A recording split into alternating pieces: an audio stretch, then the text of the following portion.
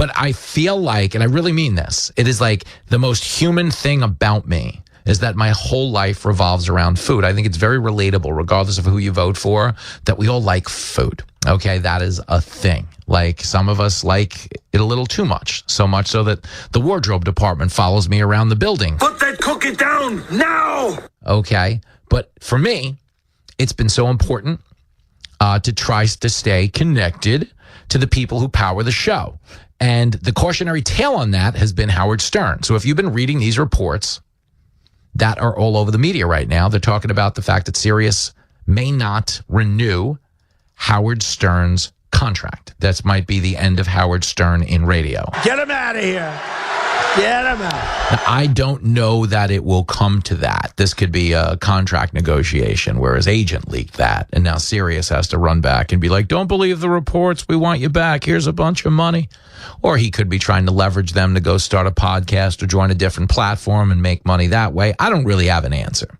Okay, what I can tell you is Howard works like 2 days a week right now, maybe like 8 days a month.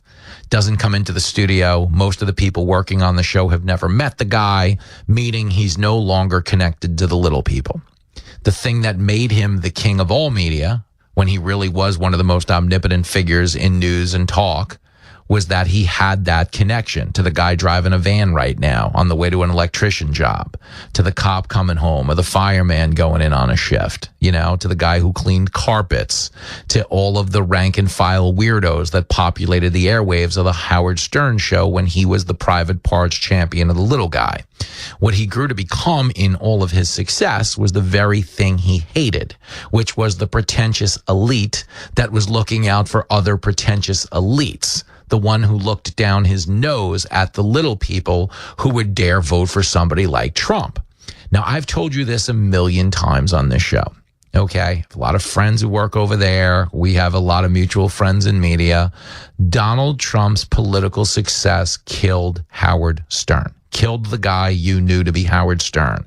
Reason being is Trump was a regular caller to Howard's show for about 20 years. And Howard himself, a lot of people forget this, once ran for the governor's office in New York. Okay, lasted about a month and a half. Didn't have much of a career there. But the point is, he was a guy who fancied himself a political figure. He was a guy who fancied himself as like a thought leader in the country. And he was, of course, a rebel at one point, constantly being fined, constantly talking, sticking it to the man. Okay, but when Donald Trump came along and forged that connection with the working class that exceeded Howard and in terms of relevance dwarfed Howard. Okay, if Howard was the king of all media, like what would you describe Donald Trump as? Because there are people walking around on deserted islands with a leaf over their nuts right now who know Donald Trump.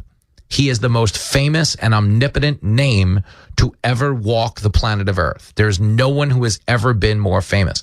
So if a guy that's a regular caller into your radio show becomes that big of a thing, and you have the type of ego that brandishes you the king of all media, the only thing you can do is denigrate the success. So you remain the superior being in your own shrinking circle. That's what the last 10 years of Howard Stern have been. Trump's success killed him. He hated being as irrelevant as he was, and he had no choice but to attack Trump's success, attack Trump's voters, and give anybody who still respected him a yeah, but. I know Trump's more famous. I know he's more successful in politics. I know he's a bigger deal in broadcasting. He hosted Celebrity Apprentice for 16 years. It was the highest rated show in primetime. Trump's success destroyed Howard in a way that left him no choice but to cope by staying away from the people who drove him to that height and by talking down the achievement. Meaning, yeah, I know Trump's a bigger deal, but look what he had to do to be a bigger deal. He colluded with Putin, and he said that every day for 4 years. He didn't really win the presidency. Vladimir Putin won the presidency, and he did that every day for 4 years. Told you all the supporters were white supremacists. I mean, you've heard all the montages I've played you about him and the vaccine. F you, F your freedom, get the shot.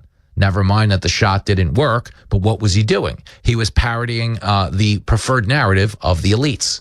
He was there not sticking up for the little guy. He was sticking up for big pharma. Did you see when Joe Biden went on Howard Stern and he just never talked?